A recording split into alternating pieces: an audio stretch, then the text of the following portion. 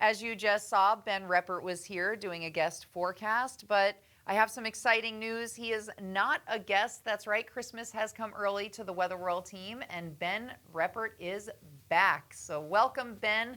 You were in Colorado for the past 3 years, specifically in Golden. Your wife was working on her PhD. You were working at Weather Nation. You were also working on your master's degree. And when I last spoke with you in October of 2020, I said, what are your future plans? And you said you hope to get back to Pennsylvania, and it looks like you've done that. Yeah, so when we spoke a little over a year ago, that tease that I'd given, I didn't expect it to end up quite so literally or happen quite so fast, but nevertheless, we are back in Pennsylvania.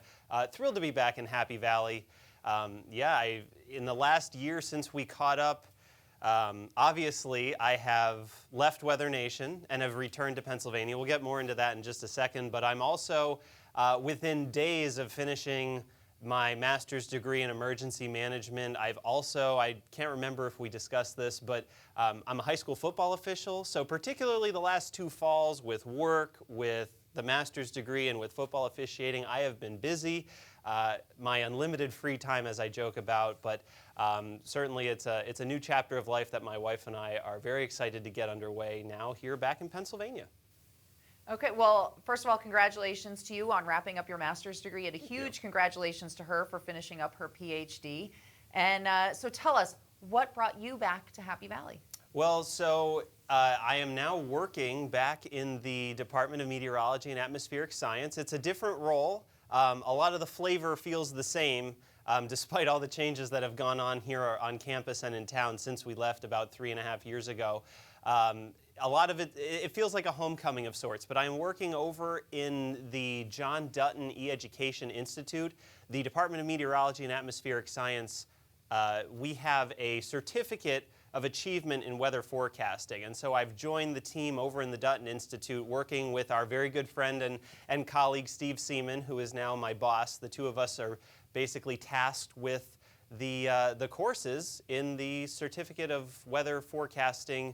And so it's a 4-course, 12-credit program where weather enthusiasts or those that are working in a career who want to incorporate weather or climate information into what they're already doing. It's really popular with high school science teachers or emergency managers, just to name a few, to be able to get that deeper knowledge in weather and weather education and incorporate it into what they're doing, or, as I mentioned, those who just want to learn more about the weather for fun. So as my little humble plug here, any of you weather-wise Pennsylvanians out there who may have found a little free time on your hands, it's always an option if you want to learn a lot more about the weather. So again, just my little humble advertisement there. It's an option.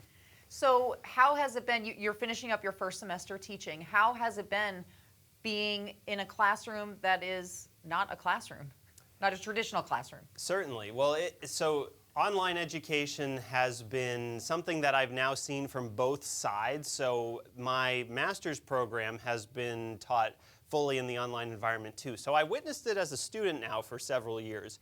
Doing it as the instructor or as the lecturer has been, it's opened some new challenges. It's really helped me to gain a deeper appreciation for what has had to happen in the last 1.5 years for all the instructors who had never had to deal with an online learning environment before. Just because we're in this remote setting where everything's fully online, we have the technology now, of course, through Zoom or through Microsoft Teams, whatever the platform may be, to still have some of that online interaction. And so one of the things that I've tried to do in this first semester as an instructor is to be able to incorporate some weekly Zooms that are, of course, optional, but still being able to have that somewhat face-to-face interaction just because we have the ability to do so now. A lot of the students really appreciate it. It helps for just being able to explain things better, clarify things better, and when it's weather courses and an instructor who loves the weather and students who love to learn about the weather, ultimately a lot of the weeks we just end up going on half-hour or 45-minute long chats about the weather, fun things that are going on. So it's been a lot of fun, and I look to build upon it in the semesters ahead. I think that's not, well, any weather weenie would love to just chat about weather with other weenies, so that does sound like fun. Now, speaking of weather, you were in Colorado for about 3 years.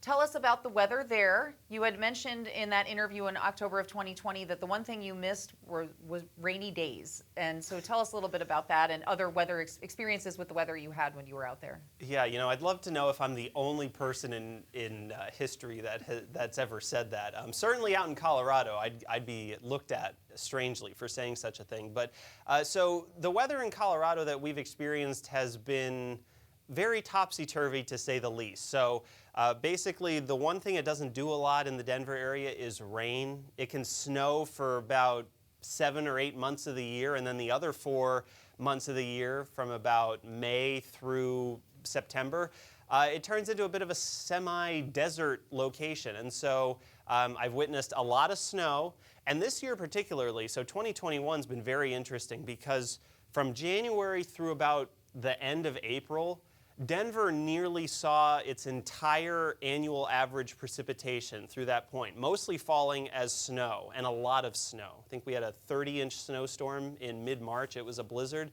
And then basically after that, precipitation shut off until almost the time that we left. And so the big thing with this year, and particularly this summer, we went through this long stretch from about July 1st until sometime in September where the air quality was so poor, so bad, it was dangerous to be outside because it didn't rain again. So we were contending with wildfires and no real weather to mix out the poor air quality. So it's been really two ends of the spectrum, at least in the last year since we last caught up.